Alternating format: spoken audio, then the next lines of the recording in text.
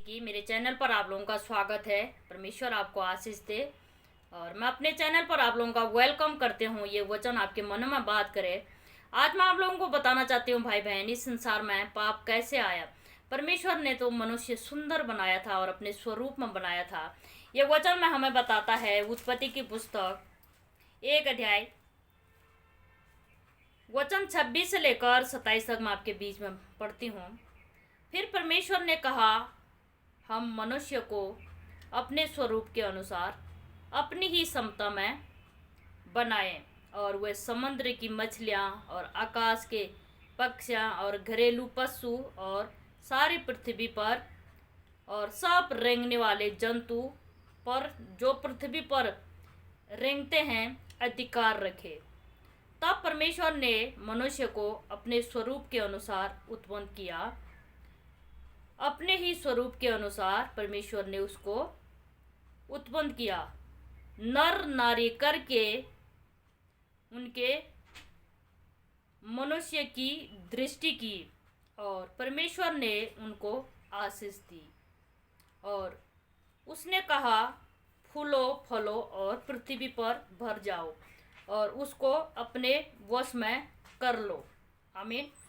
परमेश्वर ने हमें इस संसार में जो आकाश, पृथ्वी, तारागण, जितने चीज़ें हैं, इस सब में परमेश्वर ने हमें एक हेड ठहराया है। परमेश्वर ने हमें कहा है कि तुम सब इसके ऊपर राज्य करो।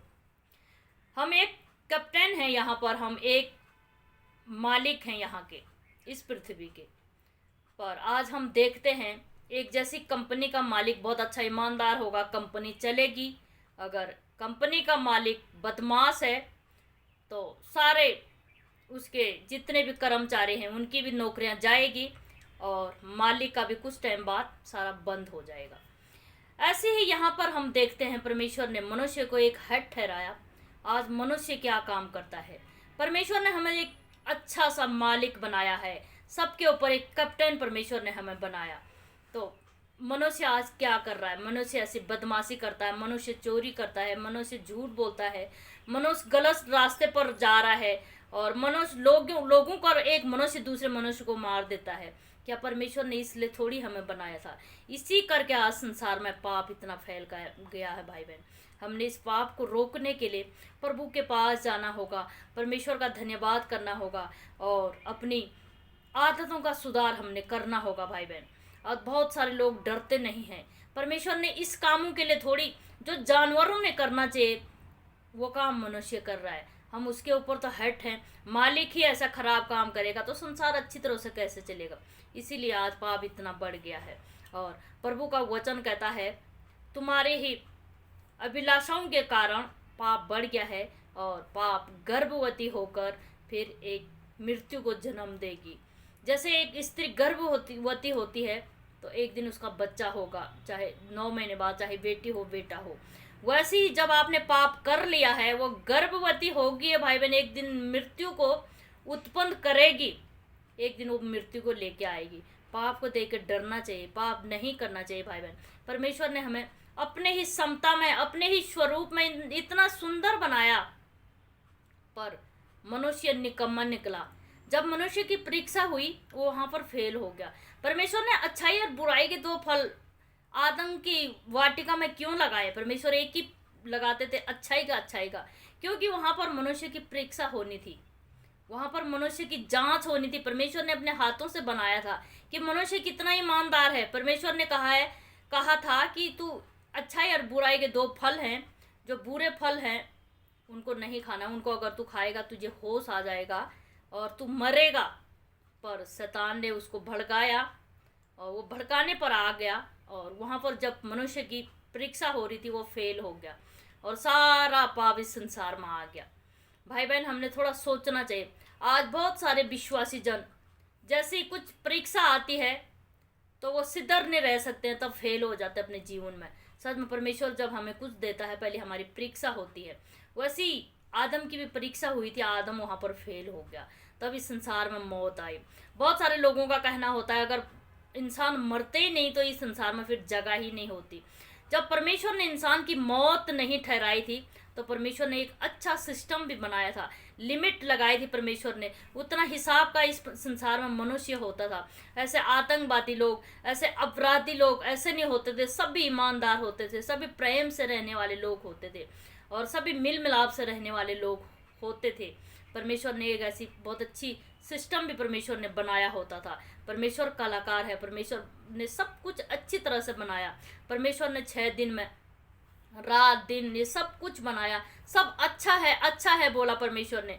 फिर इसी उत्पत्ति की पुस्तक में जब मनुष्य ने इतना बड़ा पाप किया, तब परमेश्वर कहता है मैं मनुष्य को बनाने से पछताया।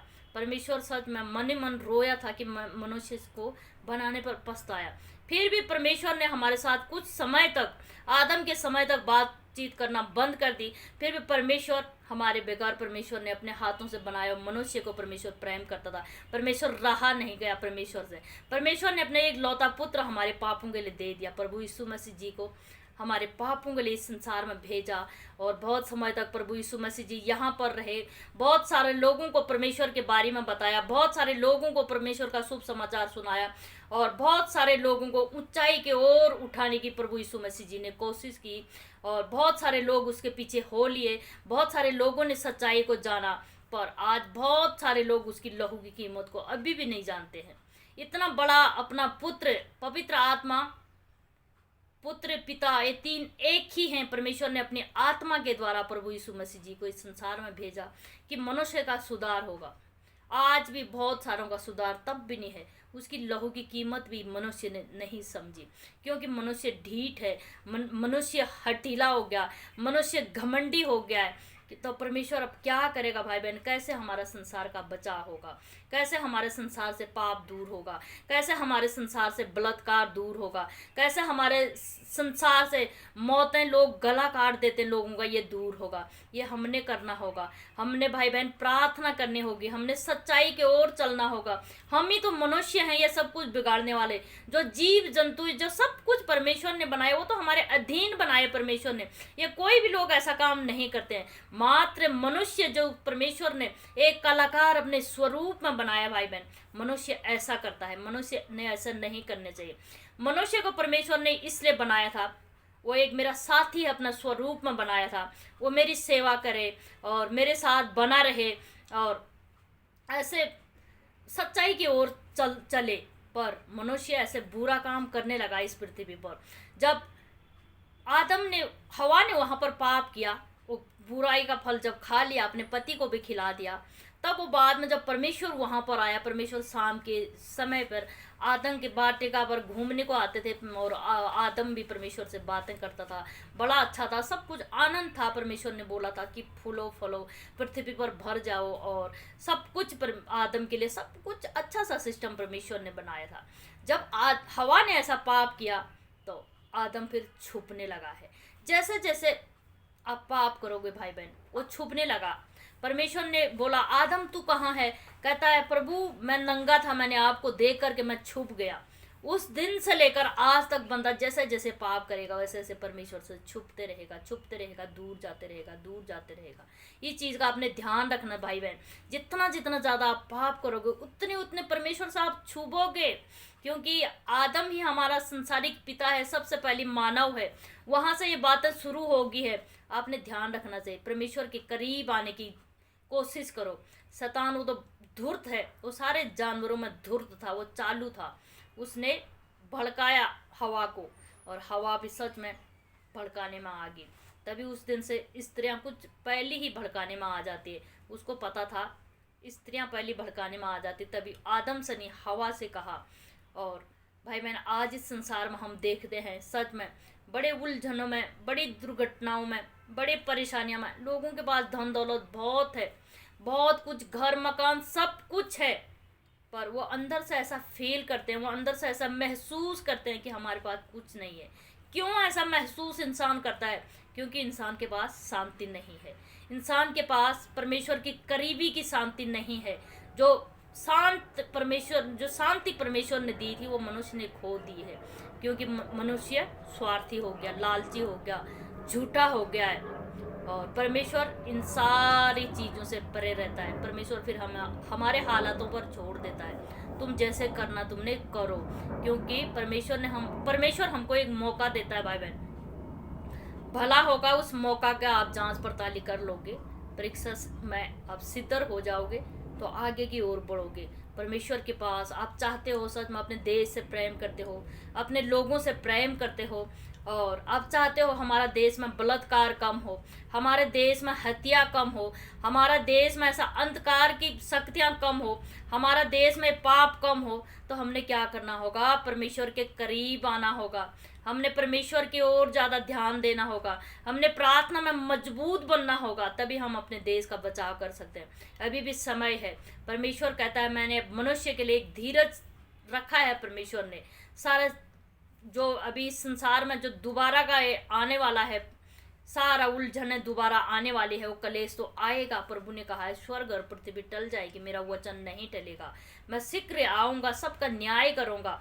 भला होगा उस कतार पर लगने से पहले कि हम परमेश्वर से क्षमा मांगें, परमेश्वर से माफ़ी मांगें, प्रभु से कहें पिता हमारे दिलों की आवाज़ को सुन और हमें अच्छाई की ओर ले जा, ताकि हम उस दिन न्याय वाले दिन कतार में हमारा भी नाम हो।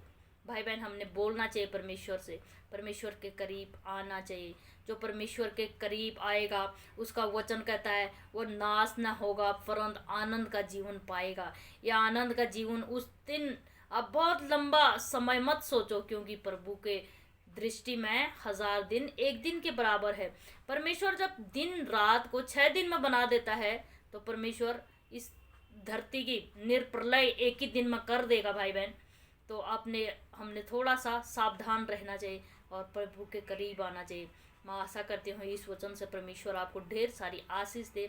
और ये वीडियो आपको अच्छा लगे तो मेरे पेज पर आकर मेरे पेज को फॉलो कर देना, कमेंट करना, लाइक करना। आप कहाँ से इस वीडियो को देख रहे हो, और आपकी कोई प्रार्थना रिक्वेस्ट है तो आप मेरे पेज पर भेज सकते हो। मैं प्रार्थना करूँगी भाई बहन। एक दूसरों की प्रार्थना के जरिए से हम आगे बढ़ते हैं। उसका वचन भी कहता है एक दूसरे के लिए प्रार्थना करो।